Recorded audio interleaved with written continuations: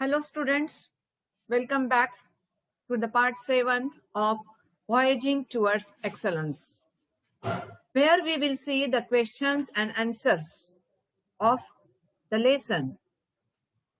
First of all, we will see the brainstorming, where it is said that upbringing of our writer we have seen, and so we came to know that the background of our life is the boost for us to get something in the life. So when we see Achyut Godbole's life, we have come to know that the healthy atmosphere is very necessary for us to achieve. But sometimes we see the people from the very low background also can achieve lot in life. याचा अर्थ असा झाला की अच्युत गोडबोलेंचं जसं समृद्ध बालपण होतं त्यातून त्यांना खूप अनुभव येत गेला आणि म्हणून ते यशस्वी झाले. पण दुसऱ्या बाजूला असेही काही लोक आहेत की ज्यांचं आयुष्य खूप कष्टाचं गेलं, गरिबीचं गेलं, आई वडिलांशिवाय गेलं आणि तरी सुद्धा ते आयुष्यात खूप मोठे झाले. त्यामुळे एक चर्चा अशी आपण करू शकतो की आयुष्य जे असतं आपलं त्याचं बॅकग्राऊंड चांगलं असणं, खूप अपब्रिंगिंग, त्याला आपण म्हणतो अपब्रिंगिंग, तुम्हाला कशा पद्धतीनं तुम्ही मोठे होता ते तुमच्या आयुष्याला, आयुष्याची जडणघडण करताना, शेपिंग करताना इम्पॉर्टंट ठरतं. हा विषय आहे. तर जसे मी 2 विधानं सांगितले की अनेक गरीब आणि चांगलं बालपण न जगलेले माणसं सुद्धा, मुलं सुद्धा मोठे होतात.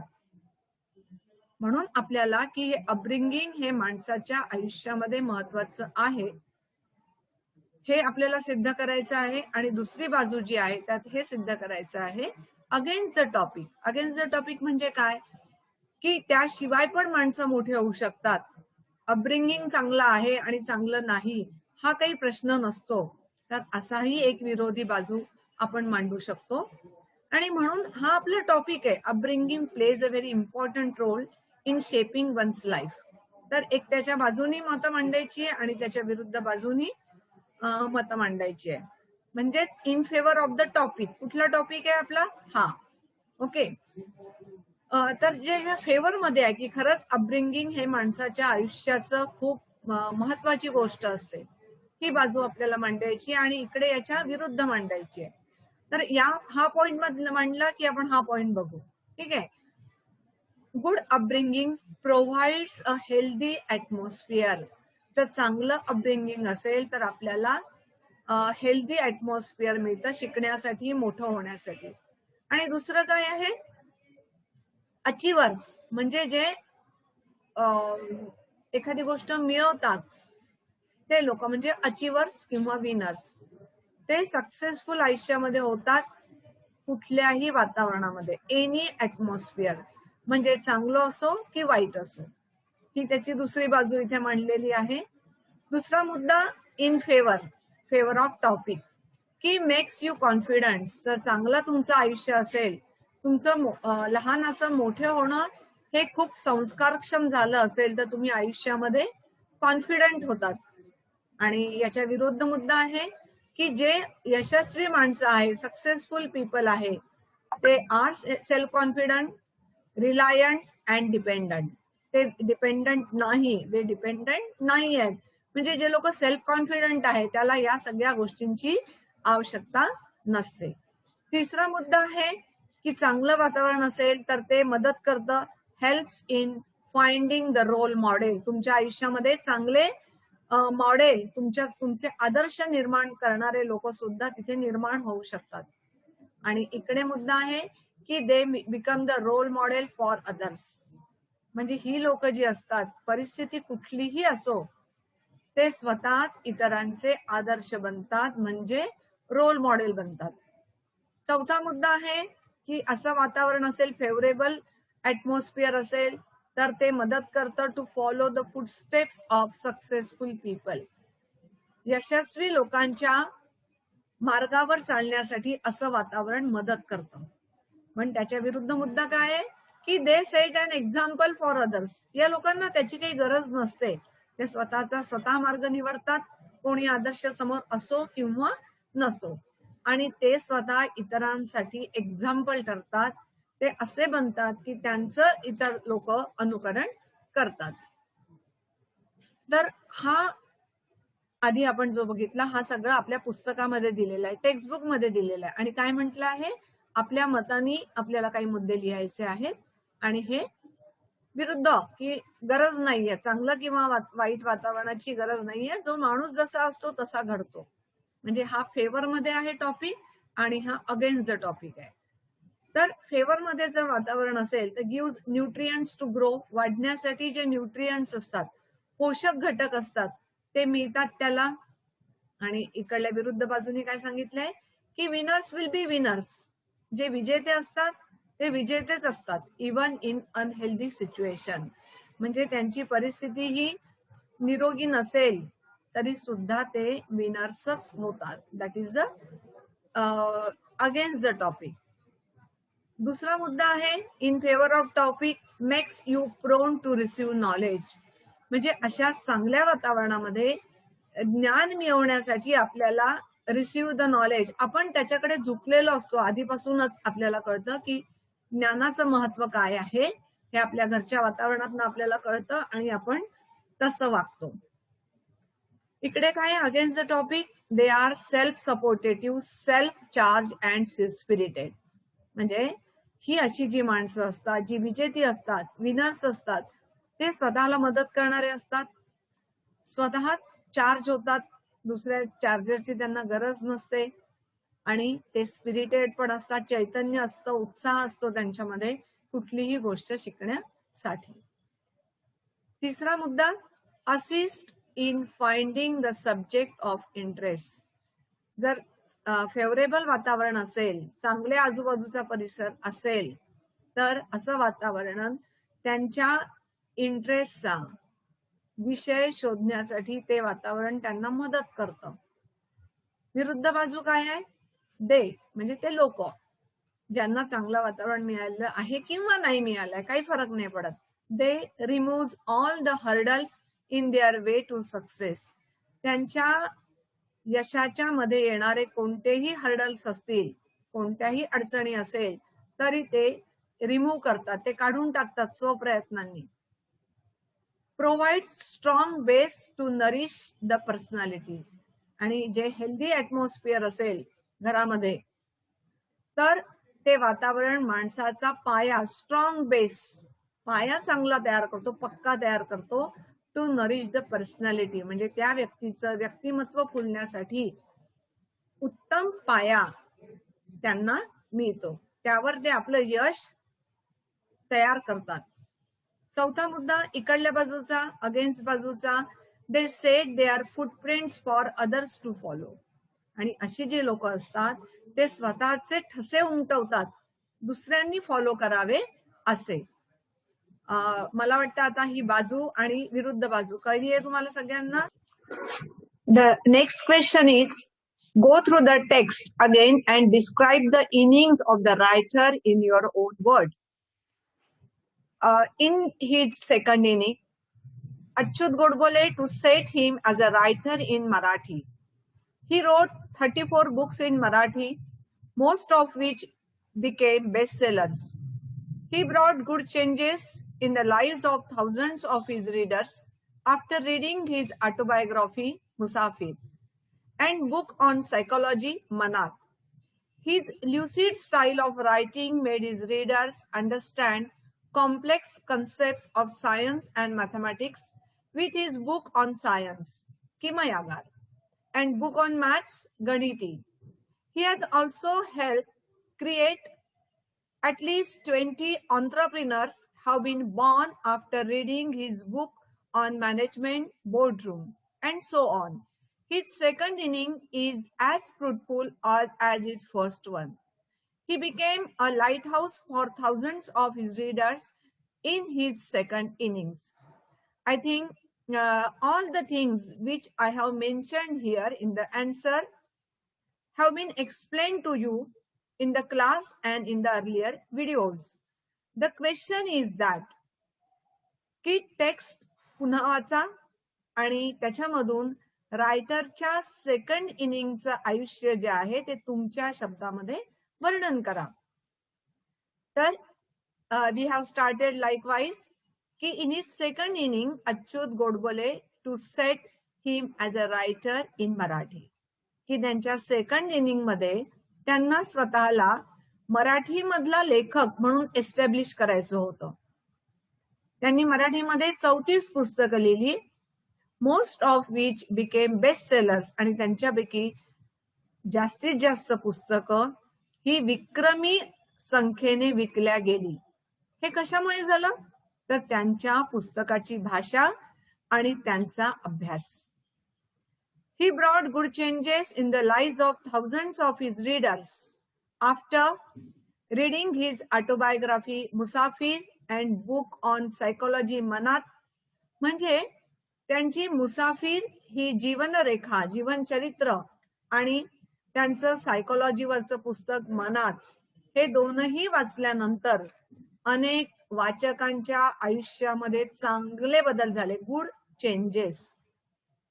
हे कशामुळे झालं? तर हिज ल्युसिड स्टाईल ऑफ रायटिंग, म्हणजे त्यांची लिखाणाची जी पद्धती आहे ती इतकी ओघवती आहे, त्यामुळे his readers understand complex concepts of science and mathematics with his book on science Kimayagar and book on Ganiti mathematics गणिती.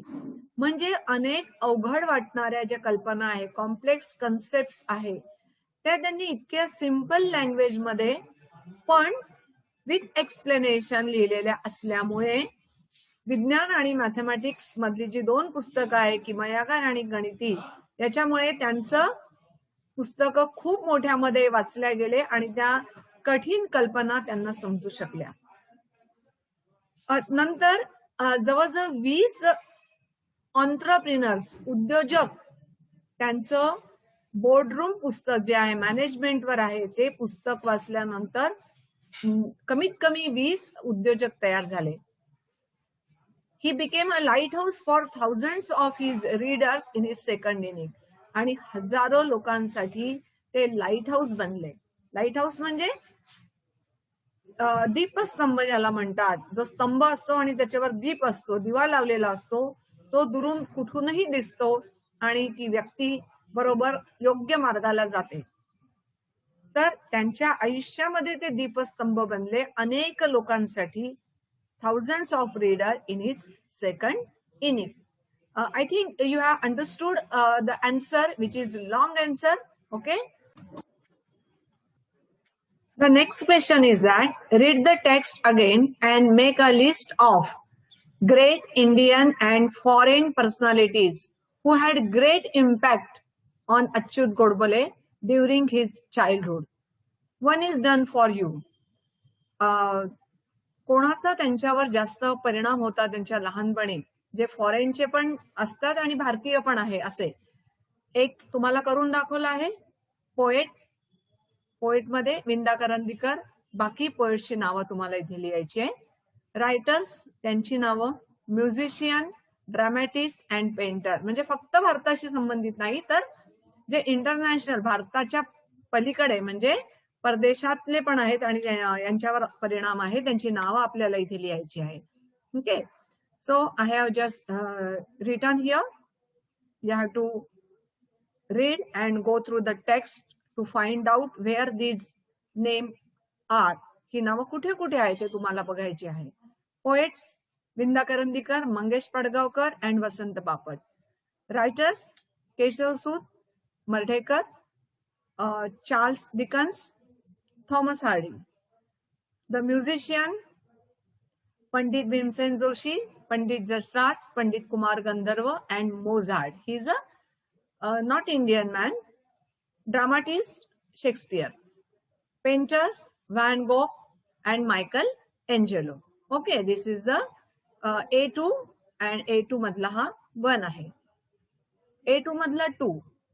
Find different techniques used by writer to learn science and mathematics. One is done for you. म्हणजे science आणि mathematics साठी जे techniques वापरले आहेत लेखकांनी ते तुम्हाला एक सांगितलेलं आहे. The writer use to appreciate the inherent beauty of this subject. पहिलं काय आहे की त्या सायन्स आणि मॅथमॅटिक्स ते खूप इच्छेने आवडीने शिकू शकले. याचं कारण असं आहे की त्या विषयांमधलं जे उपजत सौंदर्य होतं, इनहरेंट ब्युटी, ती त्यांनी अप्रिशिएट केलं आणि म्हणून ते विषय ते खूप छान पद्धतीने शिकू शकले. Second, the writer use to solve the physics and mathematics problems of 9th standard when he was in 7th standard. म्हणजे इंटरेस्ट निर्माण झाला होता, पण त्यांनी कोणतं टेक्निक वापरलं की जेव्हा ते 7व्या वर्गात होते तेव्हा ते 9व्या वर्गातले गणित सोडवत होते. This is a kind of technique for him to learn more and more problems in mathematics and physics. The third technique, जी तिसरी तंत्र त्यांनी वापरलं, the writer tried to find the most elegant ways of solving a problem. म्हणजे एखादा problem आहे तर तो एकाच पद्धतीनं न करता वेगवेगळ्या ज्या पद्धती असतात सायंटिफिक मेथड्स त्या वापरून तोच प्रॉब्लेम ते सोडवायचे. एलिगंट वेज, सुंदर सुंदर मार्ग त्यांनी शोधून काढले होते तसे. The writer didn't study the subject for scoring the marks in examination. त्यांचा कुठल्याही विषयामधला इंटरेस्ट का टिकून ठेवून राहिला आहे? कारण त्यांनी असं तंत्र विकसित केलं होतं स्वतःबाबतचं की परीक्षेमध्ये मार्क्स मिळवण्यासाठी ते अभ्यास करायचे नाही, तर त्याच्यापेक्षा वेगळा मार्ग, वेगळ्या दृष्टी त्यांची होती अभ्यासाकडे बघण्याची. The next one, the technique he used to learn the science and mathematics. विज्ञान आणि गणित शिकताना त्यांनी जे टेक्निक वापरले त्यातलं एक नंतरचं he develop of problem solving attitude. म्हणजे कुठलाही प्रॉब्लेम जरी असला तरी तो कसा सॉल्व्ह करायचा ही ऍटिट्यूड त्यांनी स्वतःची डेव्हलप केलेली होती. ठीक आहे. The next question is that the writer faced numerous problems while communicating in English. रायटर्सला जे प्रॉब्लेम होते इंग्लिश मध्ये, इंग्लिश स्पीकिंग मधले किंवा इंग्लिश बोलण्याचे, ते त्यांना कोणते कोणते प्रॉब्लेम त्यांनी फेस केले. Okay, the writer face numerous problems. तर आणि कशामुळे त्यांनी केले ते, बिकॉज त्यांनी कारण विचारलंय आपल्याला. ठीक आहे, की का त्यांना अशा सामना कराव्या लागल्या संकटांशी. Here he had his entire education in Marathi. सगळ्यात पहिली गोष्ट होती, समस्या होती इंग्लिश मध्ये कम्युनिकेट करताना की त्यांचं पूर्ण शिक्षण हे इंग्लिश मध्ये झालं होतं. हे त्यांनी दिलेलं आहे तुम्हाला. आता दुसरे तुम्हाला लिहायचे आहे उत्तर.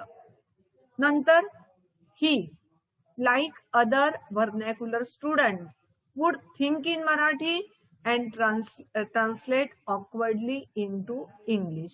म्हणजे बाकी जे विद्यार्थी असतात जे व्हर्नॅक्युलर लँग्वेज मध्ये शिक्षण घेत असतात ते आपल्या भाषेमध्ये पहिले विचार करतात आणि मग ते इंग्लिश मध्ये ट्रान्सलेट करतात.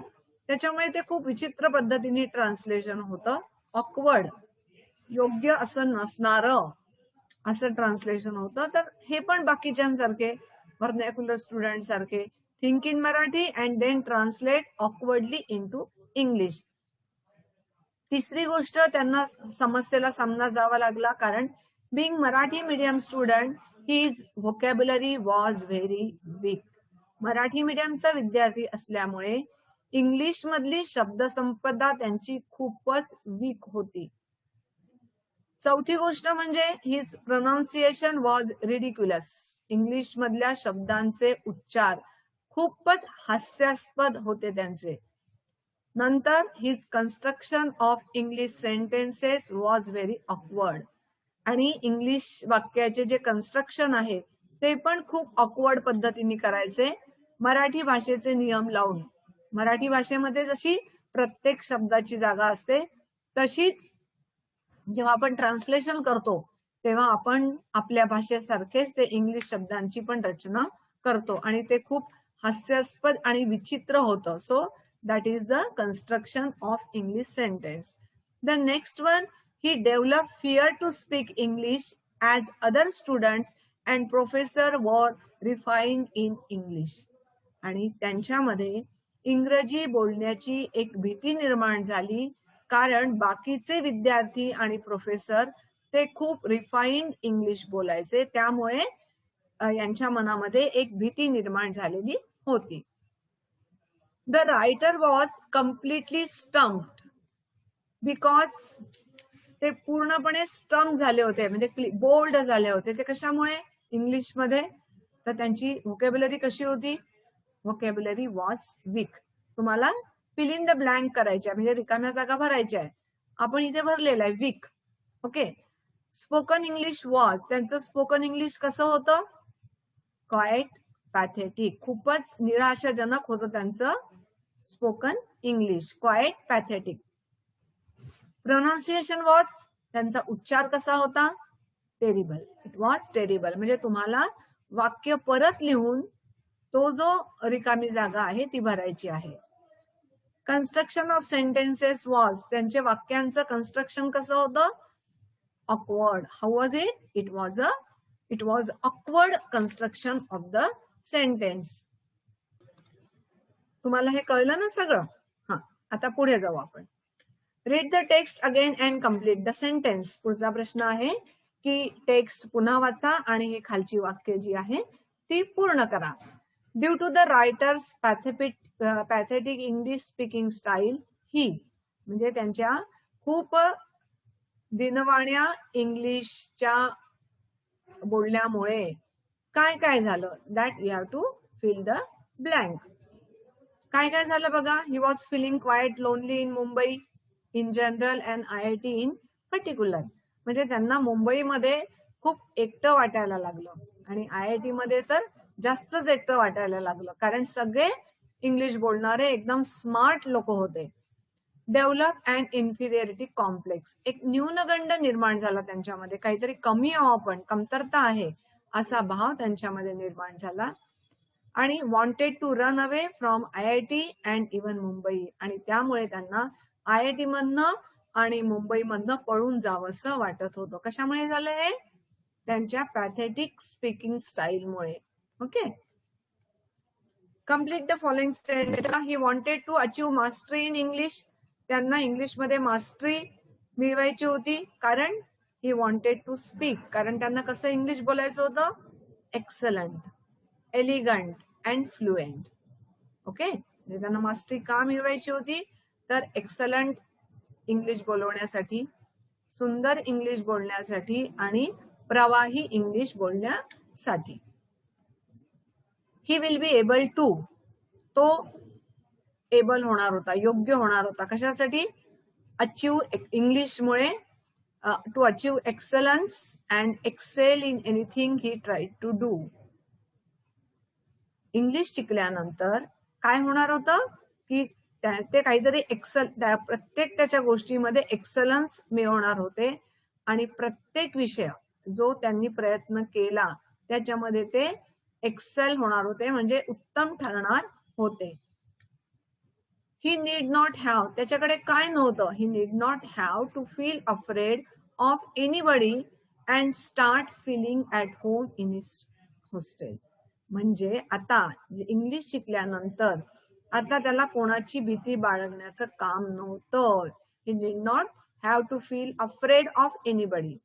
आणि त्याला त्याच्या हॉस्टेलमध्ये जे खूप वेगळं वाटत होतं, आता त्याला ते घरच्यासारखं वाटायला लागलं. ठीक आहे.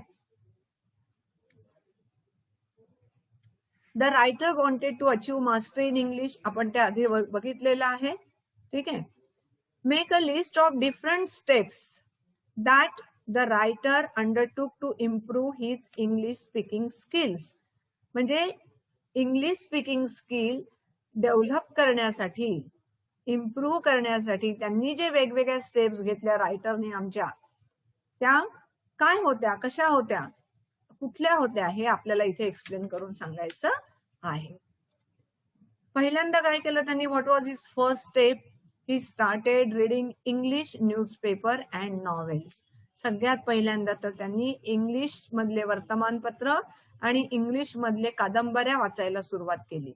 Then he studied etymology and phonetics. त्यांनी इटिमॉलॉजी आणि फोनेटिक्स शिकायला सुरुवात केली. आता इटिमॉलॉजी म्हणजे काय आहे ते लेसन शिकवताना मी तुम्हाला सांगितलंय. फोनेटिक्स म्हणजे काय आहे ते पण मी तुम्हाला सांगितलं आहे. आणि दोन्ही इटिमॉलॉजी आणि फोनेटिक्स शिकल्यामुळे शब्दांचे उच्चार, शब्दांचे अर्थ आणि शब्दांचे मूळ हे सगळं त्यांना कळल्यामुळे त्यांचा इंटरेस्ट हा डेव्हलप होत गेला. He would stand in front of the mirror to practice speaking.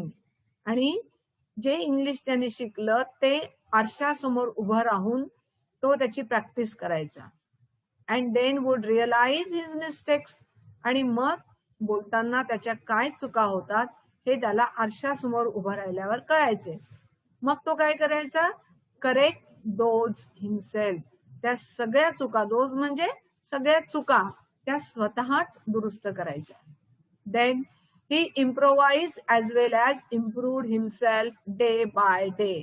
दिवसेंदिवस भाषेमध्ये इम्प्रूव्ह होण्यासाठी त्यांनी अनेक गोष्टी स्वतःला दिल्या आणि त्याच्यामधला सराव करून दिवसेंदिवस स्वतःला एकदम त्याच्यामध्ये एक्सलंट केलं. Read the text again and describe the writer's achievement after gaining mastery over English language. म्हणजे इंग्लिश लँग्वेज मध्ये मास्टरी मिळवल्यानंतर त्यांनी कुठल्या कुठल्या अचिव्हमेंट केल्या, कुठले कुठले यश मिळवले. तर सगळ्यात पहिले आहे his fear for English disappeared. त्याचं इंग्रजी भाषेकरता असणारी जी भीती होती ती डिसअपियर झाली, ती नाहीशी झाली. नंतर एक हे दिलेलं आहे, आता बाकी तुम्हाला लिहायचंय. He started feeling confident of speaking in English at any length with anybody. म्हणजे इंग्रजी शिकल्यानंतर आता बोलताना तो कितीही बोलू शकत होता ऍट एनी लेंथ आणि कोणासोबतही बोलू शकत होता. त्याला आता कशाचीही भीती वाटत नव्हती.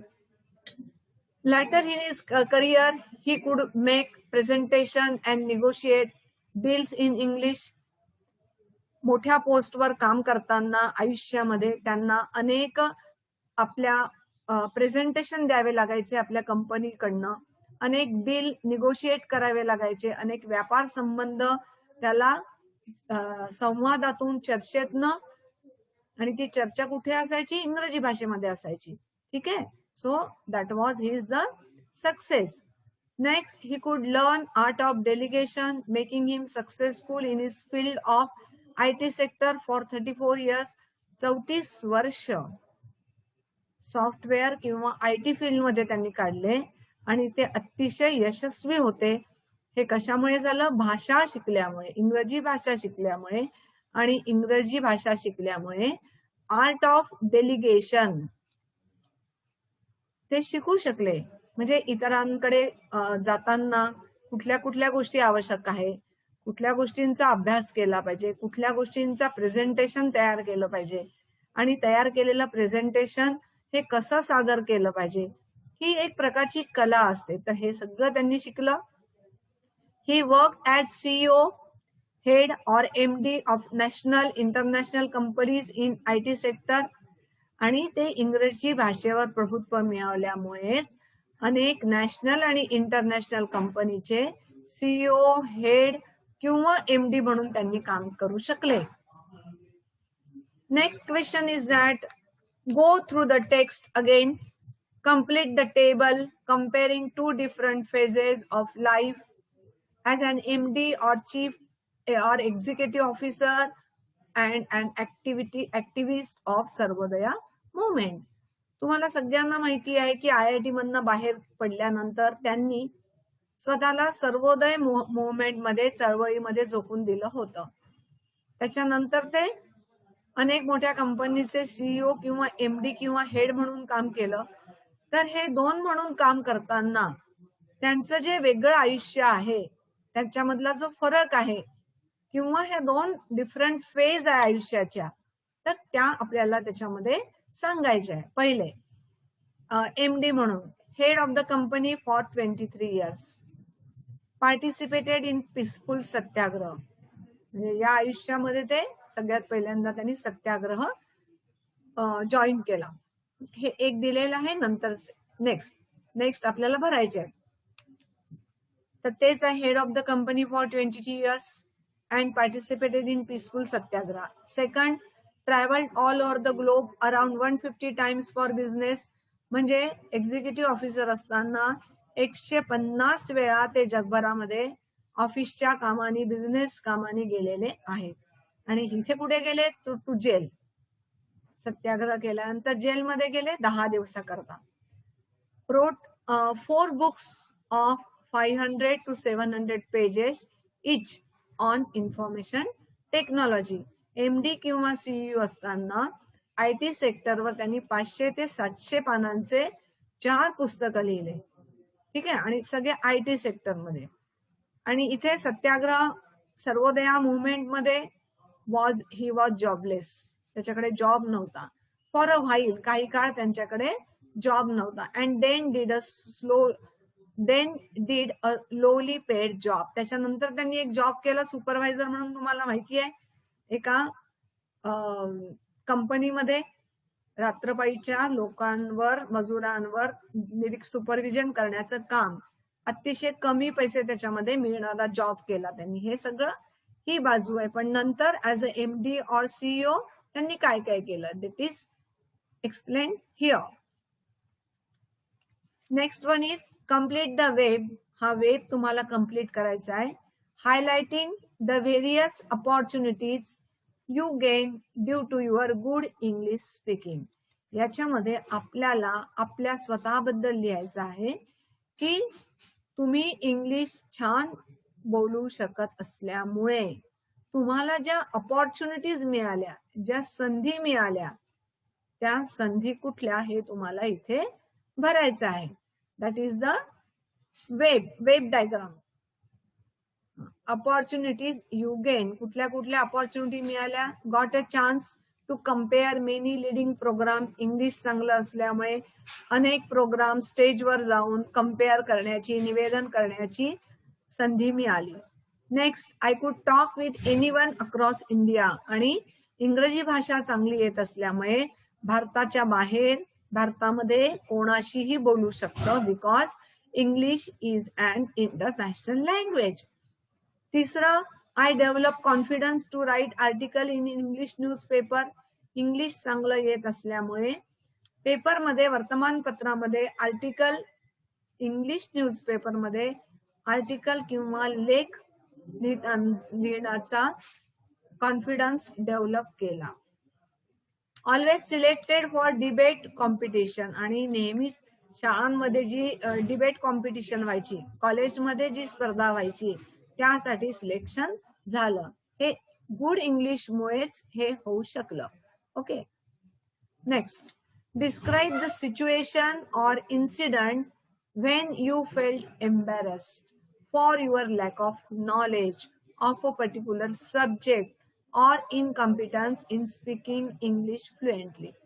इथे या गोष्टी डिस्क्राईब करायच्या आहे की ज्यामध्ये इंग्रजी विषयाचं कमी नॉलेज असल्यामुळे आपल्याला खूप एम्बॅरस झालं, आपण खूप गोंधळात पडलो, खूप संकोचल्यासारखं वाटलं, असा एखादा पर्टिक्युलर प्रसंग तुम्हाला इथे लिहायचा आहे. किंवा इंग्लिश फ्लुएंटली बोलण्यामध्ये जी तुमची असमर्थता आहे, इनकॉम्पिटन्स आहे, त्यामुळे एखाद्या प्रसंगी तुम्हाला मान खाली घालण्याची वेळ आली, तर हा प्रसंग कुठला. वेन आय वॉज, आता हे तुमचा अनुभव लिहायचा बरं का, अच्युत गोडबोलेंचा नाही, त्याच्यामुळे उत्तरामध्ये आय येणार आहे. When I was in the 11th standard, was admitted in new college and was asked by the teacher to introduce oneself. जेव्हा मी 11व्या वर्गात ऍडमिशन घेतली नवीन कॉलेजमध्ये, तेव्हा पहिल्याच दिवशी टीचरनी प्रत्येकाला इंट्रोड्यूस करायला सांगितले, प्रत्येकाला त्याची ओळख करून देण्यासाठी सांगितले. Most of the students introduce themselves in English. So I was bound to speak in English. जास्तीत जास्त मुलांनी स्वतःचा परिचय इंग्लिशमध्ये करून दिल्यामुळे मलाही इंग्लिशमध्ये बोलणं कंपल्सरी झालं.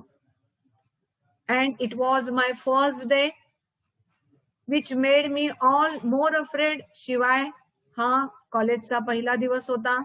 मी आधीच घाबरलेली होती.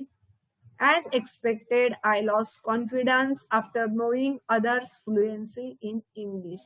आणि त्यामुळे दुसऱ्यांचं इंग्लिश मधली फ्लुएन्सी बघितल्यावर मी माझा कॉन्फिडन्स गमावून बसले. I was more restless that I would be hooted for my poor English by other students and I would have permanent blot of shame. आणि मी या गोष्टीने अस्वस्थ झाली, रेस्टलेस झाली की बाकी मुलं मला माझ्या पुअर इंग्लिश वरून हुटिंग करतील, माझी चेष्टा करतील आणि नेहमी करता परमनंटली ब्लॉट ऑफ शेम, एक डाग माझ्या स्टुडंट म्हणून करिअरवर लागेल, लाजेचा, असं मला वाटून मी फारच अस्वस्थ झाली. I felt embarrassed at my incompetence and thought that I was inferior as compared to the other students. आणि मी तेव्हा खूप एम्बॅरस झाली. माझ्या इनकॉम्पिटन्समुळे, माझ्या इंग्लिशमध्ये जे शल्य होतं की मला इंग्लिश नीट बोलता येत नव्हतं. I was not competent in English speaking. आणि त्याच्यामध्ये एक इन्फिरियर भाषा होती माझी English compared to other students. बाकी मुलांच्या तुलनेने माझी भाषा खूपच दुय्यम दर्जाची होती, इन्फेरियर होती.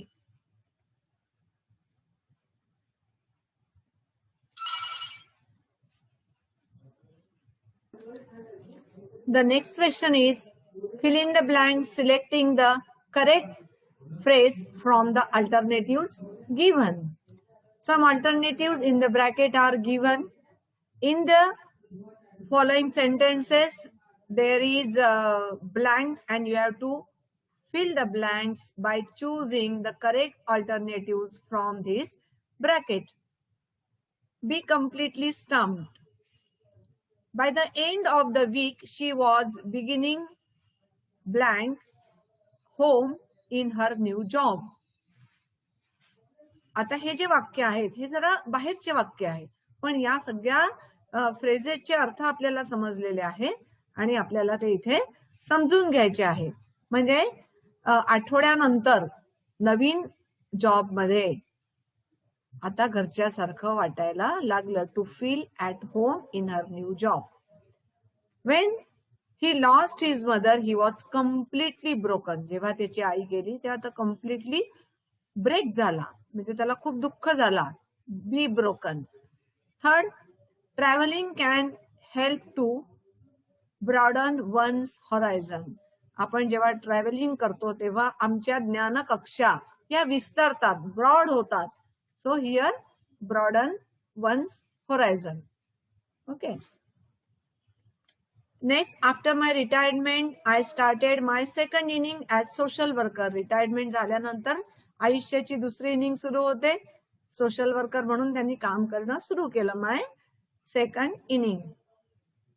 Having faith in God keeps one going in difficult situation. कठीण परिस्थितीमध्ये देवावर जर श्रद्धा असेल तर तो चालत राहतो, म्हणजे निराश न होता चालत राहतो. Keeps one going. Okay. Keeps one going. To succeed in any competitive examination one requires sea of knowledge. म्हणजे कॉम्पिटेटिव्ह एक्झाम मध्ये यशस्वी होण्यासाठी आपल्याला ज्ञानाचा समुद्राची गरज असते, म्हणजे खूप ज्ञानाची गरज असते. That is given here. Okay. So we have done that. The simple village girl feels out of place in formal party. म्हणजे जी फॉर्मल पार्टी असते, गेट टुगेदर असतं, तिथे ती गरीब खेड्यातल्या मुलीला आउट ऑफ प्लेस वाटतं. म्हणजे तिला जो फील येतो की अरे मी यांच्यामधली एक नाही, मी वेगळी आहे. Feels out of place. Okay. The work done by Sindhutai Sapkal touches the hearts of millions. Sindhutai सपकाळांनी जे काम केलं आहे त्यामुळे अनेक लोकांच्या हृदयांना त्यांनी स्पर्श केला आहे. Touches the hearts of the millions. इथे दिलेलं आहे सगळं. Every word, every phrase is given here. The teacher spoke at length explaining the concept. ती आयडिया समजावून सांगताना टीचर ॲट लेंथ बोलले, म्हणजे खूप वेळ बोलले, खूप समजावून सांगताना समजून येईपर्यंत बोलले. The speaker was completely stumped by the intelligent question asked by the audience. ऑडियन्सनी विचारलेल्या अतिशय बुद्धिवादी प्रश्नामुळे तो जो बोलणारा व्यक्ती होता, भाषण देणारा व्यक्ती होता, तो एकदम स्थिर झाला की अरे बापरे, असा कसा प्रश्न आला. कम्प्लिटली स्टम्प्ड, बोल्ड झाला एकदम. Now the next question is read the text again and find out all the words related to the game of cricket. List 2 meanings of each. One is done for you. म्हणजे आपल्या या lesson मधले cricket खेळातले कुठले शब्द आलेले आहे ते शब्द तुम्हाला शोधायचे आहेत गेम ऑफ क्रिकेट मधले, आणि त्याचे प्रत्येकाचे 2 अर्थ द्यायचे आहे. एक अर्थ क्रिकेटशी संबंधित, एक अर्थ जो या लेसन मध्ये वापरलेला आहे, म्हणजे जनरल अर्थ. आणि क्रिकेट सेकंड इनिंग, सेकंड इनिंगचा क्रिकेट मधला अर्थ माहितीये तुम्हाला. When a team comes to bat for second time in the test match. Test match मध्ये दुसऱ्यांदा ती टीम बॅटिंग करायला येतं, ती सेकंड इनिंग असते. आणि जनरल मध्ये the second phase of life, म्हणजे आपल्या आयुष्याचा दुसरा टप्पा, रिटायरमेंट झाल्यानंतरचा दुसरा टप्पा म्हणजे सेकंड इनिंग. हे जनरल मिनिंग झालं. रन, रन म्हणजे the action of moving fast on one's feet. General अर्थ काय आहे की आपल्या पायावर जोरदार धावणे, हा जनरल अर्थ झाला. आणि क्रिकेट मधला काय अर्थ झाला. 1 unit of the score in a game. एक स्कोरचा एक युनिट, युनिट म्हणजे आपण मोजण्याचं युनिट. रनच्या 1 रन, 2 रन, 2 रन जिंकले, 4 रनांनी जिंकले, 4 रनांनी पराभव झाला, तर हा युनिट आहे स्कोर मोजण्याचा क्रिकेटमध्ये. स्कोरिंग जनरल मध्ये टू सिक्युअर ऑर ऑब्टेन, एखादी गोष्ट मिळवणे, हे म्हणजे स्कोरिंग जनरल अर्थाने. आणि क्रिकेटमध्ये गेटिंग रन्स. स्कोर काय झाला तर रन किती झाले. ओके. लेंथ जनरल मध्ये एक्सटेंड किंवा स्ट्रेच, लांबी. आणि क्रिकेटमध्ये the distance that cricket ball travels before bouncing on the pitch, म्हणजे पिचवर बॉल पडण्यापूर्वी जे अंतर असतं, that is called length. Okay, that is called length in cricket. Next question is that go through the text to find the antonym of the words given in the grid and fill the boxes. One is done for you. हे तुम्हाला ह्या text जेव्हा वाचल्यानंतर तुम्हाला शब्द, हे जे शब्द दिले आहे त्याचे विरुद्धार्थी शब्द म्हणजेच अँटोनिम्स, हे तुम्हाला लिहायचे. एक वर लकीचा अनलकीचा अँटोनिम लकी दिलेला आहे इथे आपल्या लेसन मध्ये आहे. लकी. सोल्युशन, सोल्युशनचा अँटोनिम. ट्रस्ट, ट्रस्टचा अँटोनिम करून तुम्हाला हा सगळं बॉक्सेस जे आहे ते भरायचे आहे. Here unlucky, lucky. Solution, problem. सोल्युशनच्या विरुद्ध काय प्रॉब्लेम. ट्रस्ट, डिफिडंट. इथे जो दिलेला आहे आपल्या पुस्तकामध्ये दिलेलाच आपल्याला लिहायचा असल्यामुळे डिफिडंट, पुस्तकामध्ये दिलेला शब्द आहे डिफिडंट. कॉन्फ्लिक्टेड, ऍडव्हान्स, सॉरी आपला ट्रस्ट, तिसरा नंबर आहे ना ट्रस्ट. डाऊट, ट्रस्ट म्हणजे डाऊट, ट्रस्टच्या विरुद्ध डाऊट. ट्रस्ट म्हणजे विश्वास आणि डाऊट म्हणजे संशय. कॉन्फ्लिक्टेड, डिफिडंट. ऍडव्हान्स म्हणजे जो पुढे गेलेला आहे ऍडव्हान्स. लोअर, त्याच्या विरुद्ध लोअर. ब्लॉकहेड, ब्लॉकहेडच्या विरुद्ध जिनियस. ब्लॉकहेड म्हणजे बुद्धू आणि त्याच्या विरुद्ध genius. Okay. Next is primary auxiliary. Next is the primary auxiliary verbs. ते कुठले कुठले आहेत? बी, हॅव आणि डू. बी म्हणजे am, is, are, was, wear.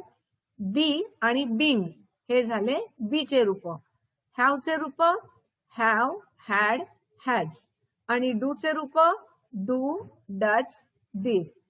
आता या लोकांना प्रायमरी ऑक्झिलरी या 3 ग्रुप ऑफ वर्ब्सला प्रायमरी ऑक्झिलरी का म्हटलं आहे?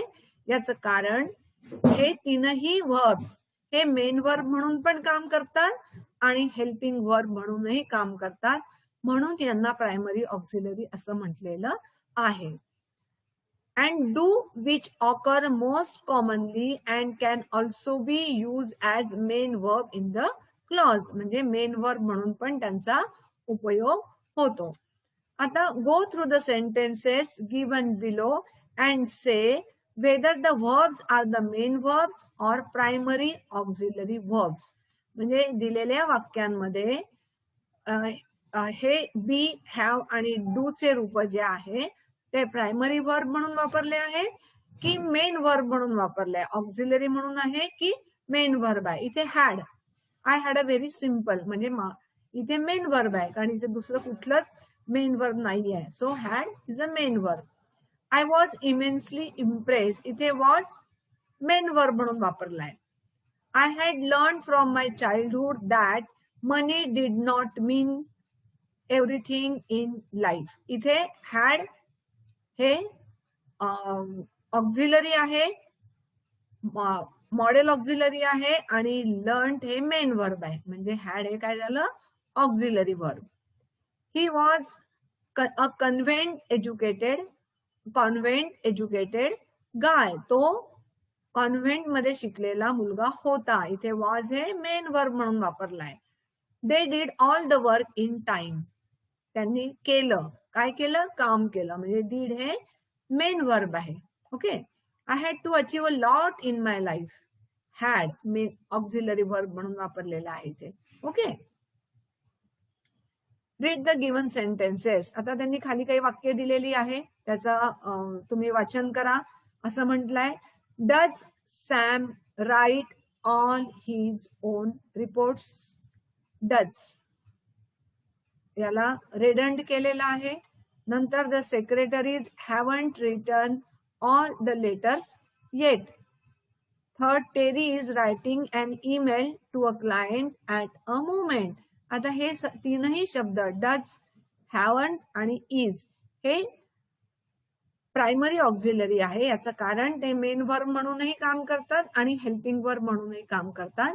याच्यावर प्रश्न कुठला विचारलाय पुढे बघा. The verb in bold are broadly used to express tense. म्हणजे जे वर्ब बोल्ड अक्षरात दिलेले आहे ते टेन्स सांगण्यासाठी वापरले आहेत. Do can also be use for ऍसिस as in I do know the answer.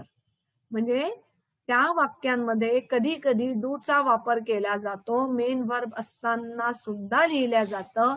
तर त्यावेळेस डू चा अर्थ होतो की त्या क्रियापदावर आपल्याला जोर देऊन म्हणजे आग्रहाने ती गोष्ट करायची आहे, एम्फॅसिसनी करायची आहे, असा त्या डू चा अर्थ होतो. जसं खालचं वाक्य बघा, I do know the answer. I know the answer म्हटलं तरी चालेल, मला उत्तर माहिती आहे. डू ची गरज नाहीये, पण आपण वापरलाय I do know the answer म्हणजे मला आन्सर माहितच आहे, अगदी 100% माहिती आहे, असा त्या डू मधनं अर्थ निघतो.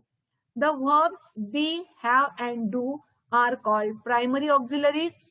When helping verbs are used to express the mode or action, they are called modals. आणि असे helping verb जेव्हा ऍक्शन एक्सप्रेस करण्याकरता वापरले जातात तेव्हा त्यांना मॉडल्स म्हणतात.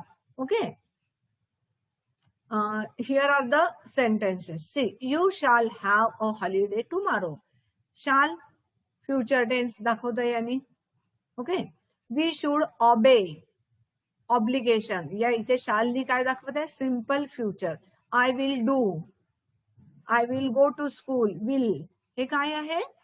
सिंपल फ्युचर दाखवत आहे. इथे we should obey our elders, मोठ्यांची आज्ञा, मोठ्यांचं ऐकलं पाहिजे, ऑबे केलं पाहिजे, आज्ञेचं पालन केलं पाहिजे.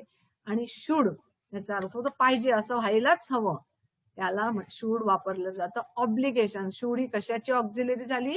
ऑब्लिगेशनची. शाल किंवा विल कशाची ऑक्झिलरी झाली? तर फॉर सिम्पल फ्युचर झाली. I can play the piano, I play the piano, me piano वाजवतो. पण आय कॅन म्हणजे मी करू शकतो, वाजवू शकतो, माझ्यामध्ये ती ॲबिलिटी आहे, पात्रता आहे. म्हणजे कॅन हे कशाचं ऑक्झिलरी आहे? ॲबिलिटीची. कुड you open the window please?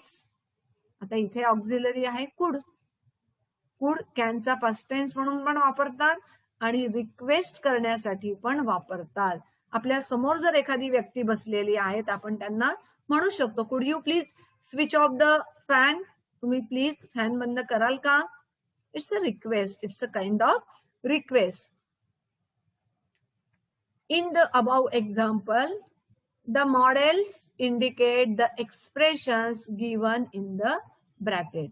म्हणजे वर जे एक्झाम्पल्स दिलेले आहे त्यानुसार हे जे मॉडेल्स असतात, म्हणजे मॉडेल ऑक्झिलरी असतात, त्या एक वेगळ्या प्रकारचं एक्सप्रेशन, स्वतःला काय वाटतं आहे, ते कशाच्या स्वरूपात आहे हे आपल्याला त्यांनी कळतं. तर आपल्याला आता ते बघून घ्यायचं की हिच्यामध्ये ती ऑक्झिलरी दिली आहे आणि इथे त्यांचा अर्थ दिलेला आहे. म्हणजे आपल्याला जेव्हा सेंटेन्सेस येतात आणि सांगितलं जातं की rewrite the sentence using appropriate auxiliary. Appropriate म्हणजेच योग्य ऑक्झिलरी वापरून वाक्य पूर्ण करा. म्हणून आपल्याला या प्रत्येक ऑक्झिलरीचा अर्थ माहिती असणं गरजेचं आहे. कॅनचा अर्थ आहे शकणे म्हणजे ॲबिलिटी. कुड हे कॅनच्या पास्ट टेन्स साठी वापरतात आणि याशिवाय रिक्वेस्ट करण्यासाठी पण वापरतात. Could you please come to me? Could you please go out? तू कृपया बाहेर जाशील का? It's a request. Okay. Should it's a advice किंवा ऑब्लिगेशन. एखादा सल्ला आपण देत असू तर शुड वापरू शकतो, किंवा आपल्याला ऑब्लिगेशन असेल तर आपण ते वापरू. नंतर शाल आणि विल हे एक तर फ्युचरिटीसाठी वापरतात, म्हणजे फ्युचर टेन्स भविष्यकाळासाठी वापरतात. त्याशिवाय सर्टन्टी म्हणजे निश्चितता, एखादी गोष्ट मला करायची असेल आणि मी आता बोलतो आहे समोरच्या व्यक्तीशी, yes yes definitely I will do, म्हणजे मी करणारच, अशी जेव्हा सर्टन्टी असते म्हणजे डिटर्मिनेशन असतं, एक निर्धार असतो ती गोष्ट करण्यामध्ये, तेव्हा पण शाल किंवा विल वापरतात. वुड, वुडचे तर आपण या लेसन मध्येच मी तुम्हाला शिकवलेलं आहे की वुडचा अर्थ होतो हॅबिच्युअल पास्ट टेन्स. हो ना, यूज टू आणि वुड हॅबिच्युअल पास्ट टेन्स होतो. आणि दुसरं म्हणजे रिक्वेस्ट साठी, जसा कुडचा उपयोग यूज हा रिक्वेस्ट साठी होतो, तसा वुडचा पण उपयोग रिक्वेस्ट साठी होतो. जसं आपल्याकडे कोणी आलं तर आपण त्यांना विचारतो, would you please have coffee or T? तुम्हाला चहा आवडेल की कॉफी आवडेल? वुड यू म्हणजे एक प्रकारची रिक्वेस्ट त्याच्यामध्ये असते. ओके. मे आणि माईट या दोन्ही गोष्टी ज्या आहेत, दोन्ही जे ऑक्झिलरीज आहे, परमिशन आणि पॉसिबिलिटी, परमिशन काढण्यासाठी आणि शक्यतेसाठी. जसं आपण वर्गात येण्यासाठी मॅडमला विचारतो, मे आय कम इन? मी येऊ का आत? परमिशन मागतो आपण ती, आणि ती परमिशन घेणं आवश्यक असतं. जर मॅडमनी नाही म्हटलं तर तुम्ही जाऊ नाही शकत. So it's a formal permission. आणि पॉसिबिलिटी शक्यता, yes yes it may rain today, आपण म्हणतो ना, हो हो आज पाऊस येऊ शकतो, it may rain today. So here also you can understand the meaning of may. Must आणि have to it's a compulsion, म्हणजे करायचंच आहे. I must do study if I have to pass the exam. Exam pass करायची असेल तर मला अभ्यास करावाच लागेल. हॅव टू पण तसंच, I have to study. Okay. So it's a compulsion for you. Use to habitual past tense, as here is also would and used to. ought to obligation, ought to मध्ये पण obligation असतं, ते झालंच पाहिजे जसं इथे आहे. पण ऑब्लिगेशन म्हणण्यापेक्षा स्ट्रॉंग ऑब्लिगेशन असतं, अगदीच झालं पाहिजे, that is a ought to. Need to असेल तर नेसेसिटी असेल तेव्हा आपण वापरतो. डेअर टू असेल तर आय डेअर टू आस्क, मी विचारण्याचं धाडस केलं. How do you dare to tell me, मला असं विचारण्याची कशी हिंमत झाली तुझी. Dare to. Okay, so these are the meaning of these auxiliaries. Now here the examples are given and you have to fill up the blank with the model auxiliary according to meaning. Okay, that you have to do. I have just answered the fill in blanks. I have written already, and so you go through it and you will understand with its meaning. Find from the text the sentences that show the past habit. आणि आपण lesson शिकताना पण बघितलंय past habit म्हणजे habitual past tense असणारी वाक्य तुम्ही म्हणजे जिथे यूज टू किंवा वुड वापरलेला आहे ते वाक्य तुम्हाला शोधायची आहे. I have given you here all the sentences. You find the more sentences of it. Do as directed and rewrite the sentence. वाक्य सांगितल्याप्रमाणे करा आणि वाक्य परत लिहा. जसं या वाक्यामध्ये तुम्हाला सांगितलंय रिमूव्ह बट, इथे बट आहे बघा. आणि एक गोष्ट लक्षात ठेवायची की बट म्हणजे पण, आणि ऑल्दो किंवा दो, बघा इथे ऑल्दो आहे, एल नसेल आणि नुसतं दो असेल तरी त्याचा एकच अर्थ होतो. जरी मी हे केलं तो इम्प्रेस झाला, जरी मी अभ्यास केला नाही, अशा अर्थाने ती वाक्य असतात. मग आता बघा, हे आहे मेन क्लॉज इथपर्यंत आणि हे आहे डिपेंडंट क्लॉज. आता तुम्हाला एवढं नाहीही कळलं तरी एक लक्षात ठेवायचा, ज्या वाक्यामध्ये बट असतं तिथेच ऑल्दो लावायचं नाही.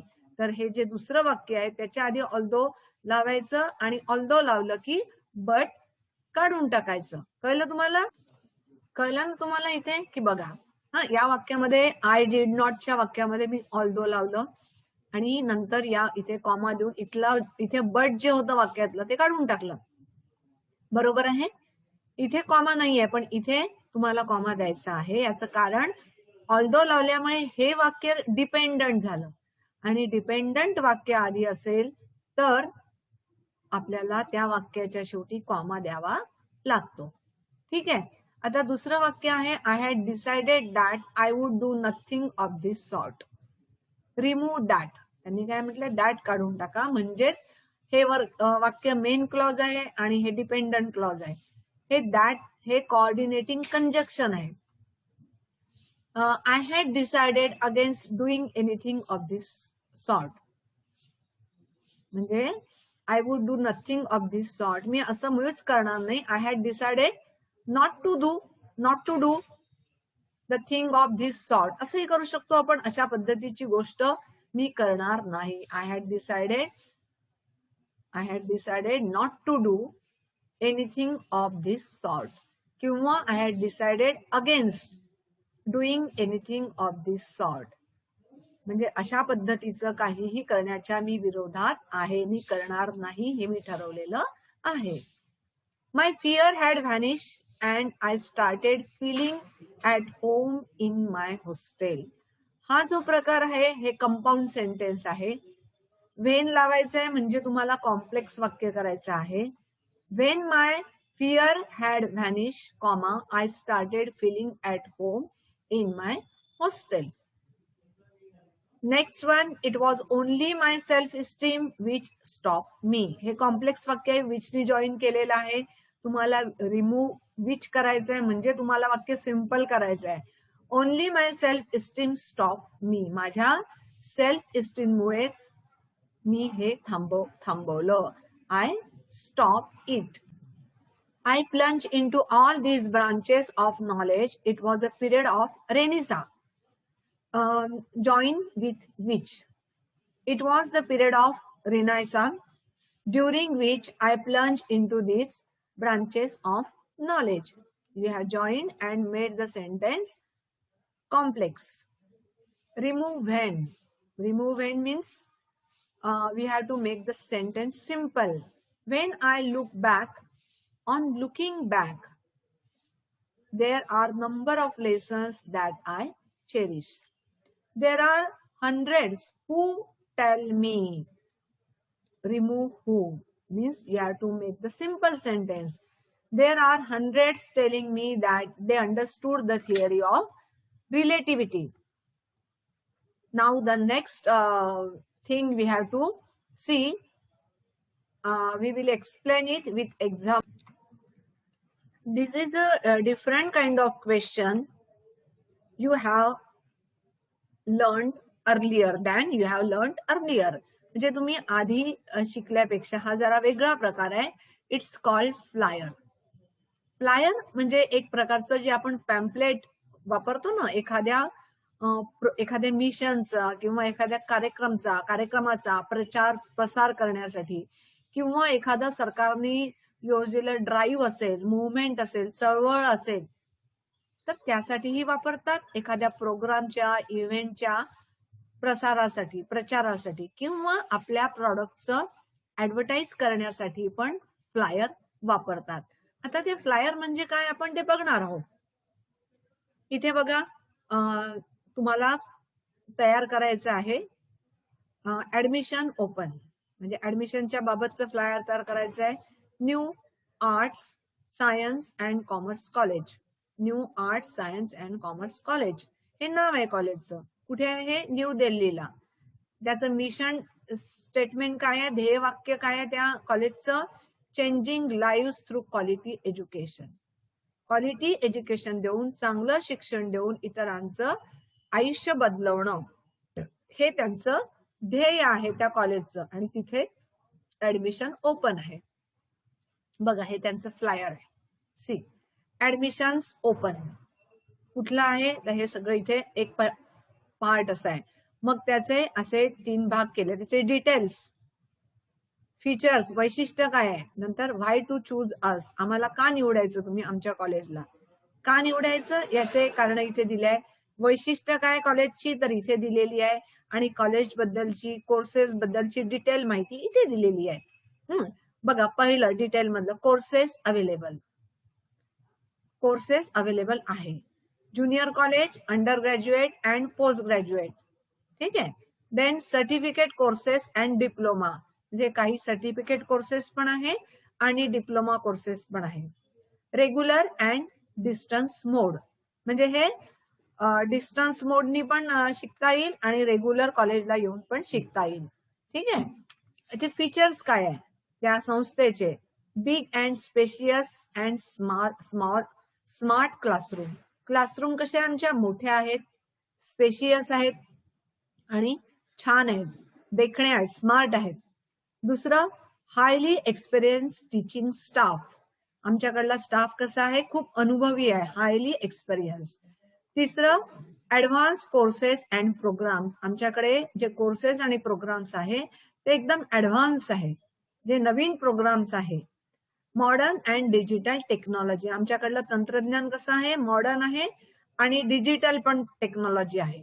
व्हाय टू चूज अस, आमचीच कॉलेज का निवडायचं आहे तुम्हाला? कारण our student shine in all walks of life, म्हणजे आयुष्याच्या प्रत्येक क्षेत्रामध्ये, वॉक्स म्हणजे क्षेत्र, आमचे विद्यार्थी चमकतात, shine. Our teachers passion and dedication. आमच्या शिक्षकांचं पॅशन आणि डेडिकेशन, समर्पण, त्यांच्या शिकवण्याप्रतीचं समर्पण. म्हणून तिसरं, ब्युटिफुल कॅम्पस अँड अँबियन्स. आमचं कॅम्पस कसं आहे तर सुंदर आहे, त्याचा अँबियन्स, पूर्ण व्ह्यू खूप सुंदर आहे, देखणं आहे, हे म्हणून आम्ही आमचं कॉलेज निवडा. रेकॉर्ड ब्रेकिंग रिझल्ट, आणि आमचा रिझल्ट जो लागतो तो अगदी रेकॉर्ड ब्रेक करणार आहे. So choose our college. Our name itself is a sign of trust. आमचं नाव म्हणजेच विश्वास, असं त्यांनी त्यांचं हे फ्लायर तयार केलेलं आहे. आता आपण हे 2 छोटे केले आता, आणि हे खाली आहे, म्हणजे फ्लायर हे असं आहे बघा.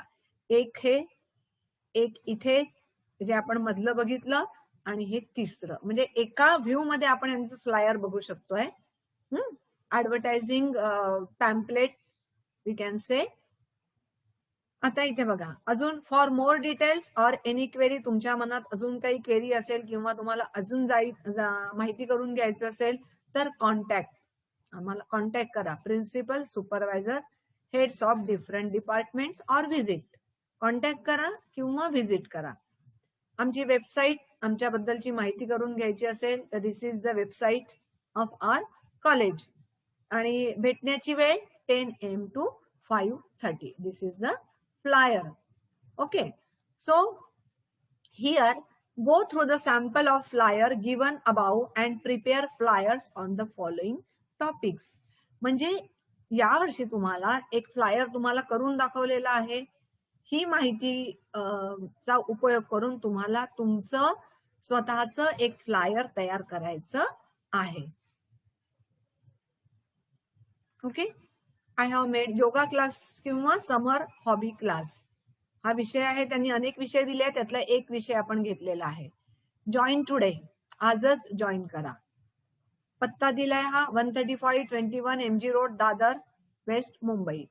फॉर ऍडिशनल डिटेल्स कॉल, यांना कॉल करा. For enrolling call or visit our website, किंवा आमची वेबसाईट तुम्ही विजिट करा. Nature yoga club training with purpose, आमच्या क्लबचं नाव काय?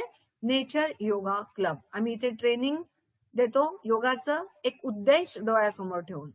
डिटेल्स म्हणजे योगा क्लबच्या डिटेल्स त्यांनी जे दिलेले आहे, योगा क्लबचे फीचर्स इथे दिलेले आहेत, आणि व्हाय टू चूज अस हे सांगितलेलं आहे, आणि एनिथिंग स्पेशल आमच्या योगा क्लबच्या ज्या स्पेशालिटी आहे त्या इथे सांगितलेल्या आहे. Means this is the format of the flyer with the given information. ठीक आहे, तुम्ही प्रॅक्टिस करा म्हणजे तुम्हाला ह्या सगळ्या गोष्टी कळतील. आणि जी आपण मी हा फ्लायर इथे आता मोठा केला एक पार्ट त्याचा, की तुम्हाला तो जास्त चांगला बघता यावा म्हणून I just made the flyer in a bigger size. Okay, now we have seen each and everything from our book. The important questions we have discussed with, many questions which are not here discussed, but while going through the lesson I have pointed out all kinds of possibility which can be asked in the form of questions. So I think the questions which are not taught today but asked in the exam, you can answer them because we have seen each and every aspect of our lesson. Okay, and now today we are finishing our this lesson.